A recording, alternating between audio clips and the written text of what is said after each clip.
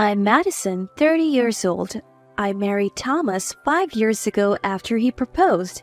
Thomas, 2 years younger and was quite handsome, had a reputation as a ladies' man, which sometimes caused issues. When he proposed, I told him, "Thomas, I'm thrilled about your proposal, but I have one concern." What is it? "You being a ladies' man, everyone knows about it." Hearing this, Thomas laughed. That's because I never met a woman I truly loved before, but now that I have met you, Madison, I promise there won't be any rumors with other women. "Can I trust you?" Absolutely. And so we got married. Our wedding took place at a prestigious hotel with a long-standing tradition. I wasn't keen on such a lavish wedding, but Thomas's family was well known in society and they always held weddings at this hotel. I had no say in the matter. At the reception, Thomas's family and relatives looked like they had won at life. In contrast, my family was small. My father died in a car accident when I was young, and I had no siblings. It was just my mom and a few relatives. I told my mom that we should invite more people to balance out the guest list, but she brushed it off with a laugh. Being a lawyer and head of her own firm, my mom was great at public speaking. Her speech at the reception was praised, but I was so embarrassed I wished it would end soon. The day after the wedding, we left for our honeymoon. We toured famous Australian tourist spots for 2 weeks, staying at top-tier hotels. 3 days after returning, Thomas went back to work. Though he called it work, he was the vice president of his father's company and was set to take over once his father retired. He always came home promptly at 5 p.m. We lived in a separate house on his parents' property. But this separate house was a spacious 6-bedroom home, and a 60-year-old maid who had looked after Thomas for years lived with us. So I hardly had to do any housework. My only task was preparing dinner.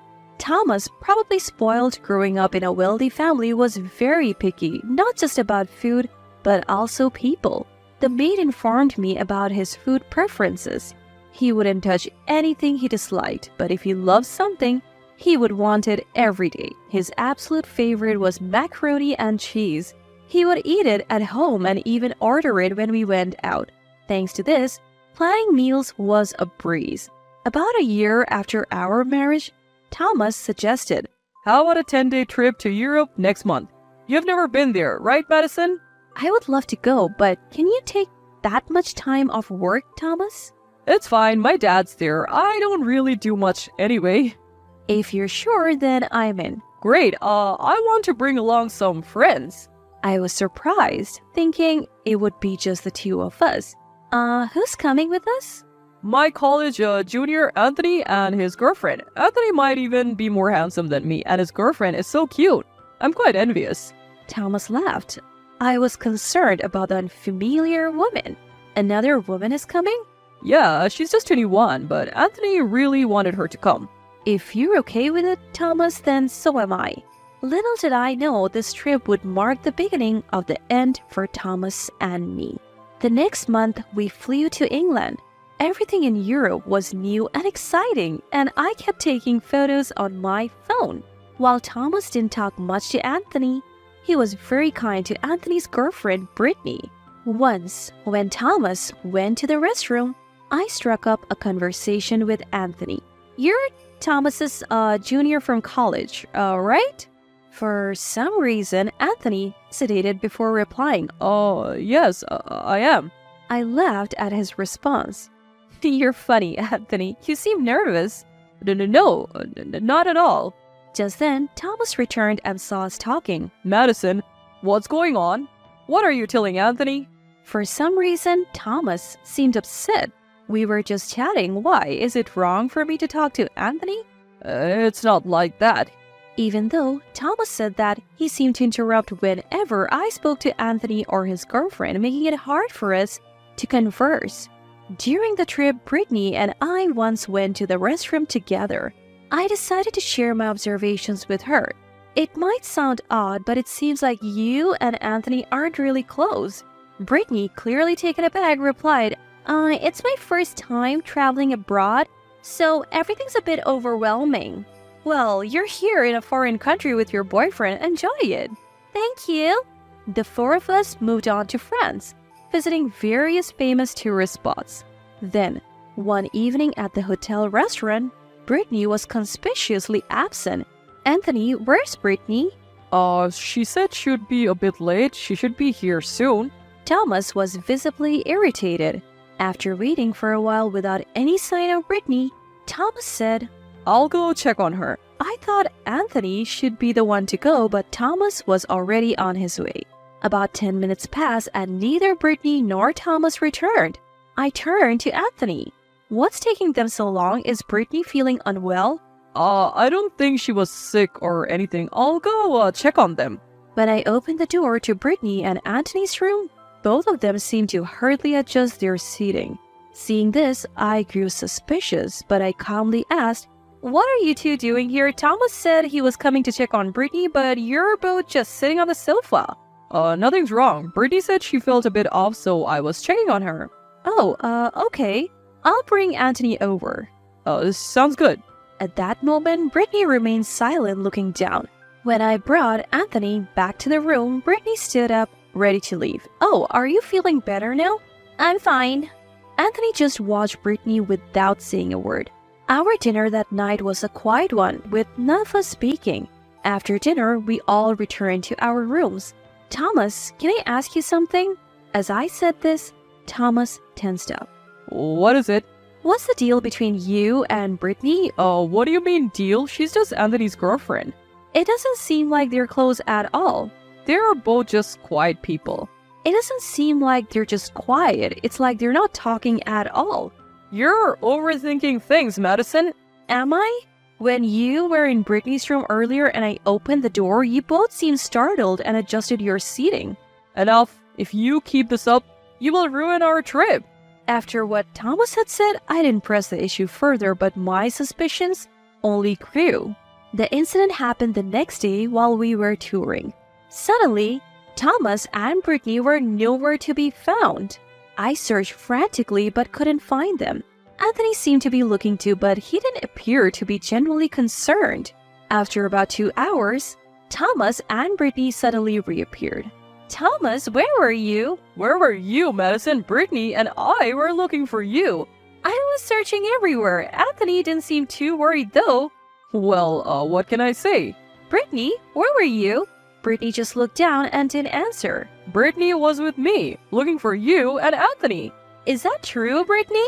Brittany gave a slight nod. I wasn't convinced, but didn't push further. From then on, Thomas stayed close, but he barely spoke to me for the rest of our European trip. Even when I tried to initiate conversation, his response was dismissive. The day after we returned, Thomas took a day off from work claiming he was tired. You've had a long vacation. Shouldn't you go to work? He replied with a sleepy face. I'm good. That moment made me realize how irresponsible he was about his job. The following Friday, just after 5 p.m., Thomas called. I won't be coming home tonight. Hold on, why? You don't need to know every detail. You're my husband, Thomas. Of course, I have the right to know. He hung up without another word. I was sure it had something to do with another woman, probably Brittany. The next day, Saturday afternoon, Thomas returned home with a lawyer. Without any preamble, the lawyer said, You owe $50,000 in compensation for adultery. Thomas smirked and added, Just pay up. I was dumbfounded. Why was this lawyer making such a claim? As I stood there in shock, the lawyer handed me his business card and left with Thomas. Thomas, if you're leaving, at least explain. But he left without a word. I gathered myself and called my mom using the number on the card. Mom, are you free? What happened?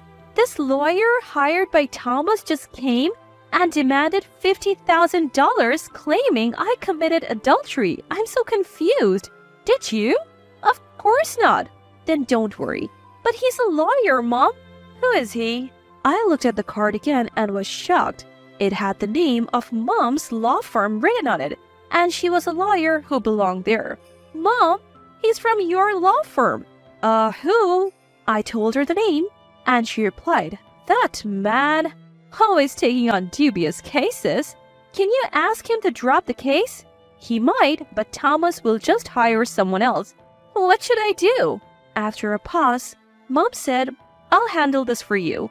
Thank you, Mom. I'll look into it. 2 weeks later, Mom called. I figured it all out. Thomas is a terrible man. I'll teach him a lesson. Mom told me about Thomas's devious plans. He's always been a ladies' man, but maybe I was wrong to marry him. You did nothing wrong, Madison. So you're okay with divorcing him? Absolutely.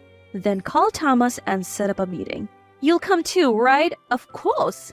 I need to give him a piece of my mind. Make sure his lawyer comes too. I will. I called Thomas and told him we needed to discuss things and to set a date with his lawyer. Misunderstanding my intent, he said, Oh, finally ready to pay the settlement? I'm all for that discussion. I'll check with my lawyer and call you back. Even though Thomas wasn't short of money, he seemed eager to get a divorce settlement. The next day, Thomas called and we agreed to meet the following Saturday at 2 p.m. Come Saturday, my mom and I went to Thomas's house where he and his lawyer awaited. His lawyer arrived a bit late and seemed taken aback upon seeing my mom. Mom addressed the lawyer. Good to see you. Still taking on cases without proper research? No, not at all. I always do thorough research before accepting my case. Really? Then can you provide evidence of Madison's alleged affair? The lawyer, realizing he was concerned, remained silent. Thomas, frustrated, said, Come on, lawyer, I'm paying you a premium for this. I wasn't informed that the opposing party would be represented by the head of my firm. To our surprise, the lawyer quickly excused himself and left. Watching him, Mom sighed. He's always been like that. I'll have to let him go. Thomas looked defeated. Confronted by Mom for evidence of my supposed affair, Thomas went pale and confessed. I'm sorry, I made up the story about Madison's affair. I wanted to be with Brittany and lied impulsively. So Brittany was your affair? Yes, but I found out something about her. What? She is living with a boyfriend. They're not married, but he doesn't work and gambles all day. Really? Yes, and I suspect they might be after your money. Hearing this, Thomas broke down. Seeing him cry, I felt like crying too, but held back. Through his tears, Thomas looked up. Madison, I'm truly sorry. I wish we could start over. I was furious. How dare you? After having an affair and then wanting to get back with me? Thomas, you have no choice but to divorce Madison. Thomas, overwhelmed, sobbed uncontrollably. Why did you bring Brittany on our European trip? It's unthinkable to bring an affair on a trip with your wife. I didn't want to, but Brittany insisted. She had never been to Europe and I gave in. So you both were making fun of me? I never intended to mock you, but I understand why you would feel that way. Was Anthony Brittany's fake boyfriend? Yes, he is an employee at my company. He was thrilled to go to Europe on a work trip and share a room with a young woman. Your company will surely go bankrupt with you as the CEO. Thomas had no reply. Thomas, we'll proceed with the divorce. He remained silent, face down. Last time you demanded $50,000 from me. Now I am asking for $500,000. You can afford it, right? Thank you for your time. We'll be in touch. Mom and I left Thomas's house and returned home. I thanked Mom. Thanks for everything, Mom. It's my job. I'll send you the bill. Mom laughed. 3 months passed. I officially divorced Thomas, who promptly paid the settlement I demanded. Later, I heard that Thomas, still infatuated with Brittany, went to her house. Her boyfriend was home and after a chase caught Thomas outside a nearby store and beat him up, landing Thomas in the hospital for 2 months. Brittany reportedly watched and laughed. Now I'm in a new relationship and being cautious to avoid past mistakes. My new boyfriend is a kind lawyer from my mom's firm.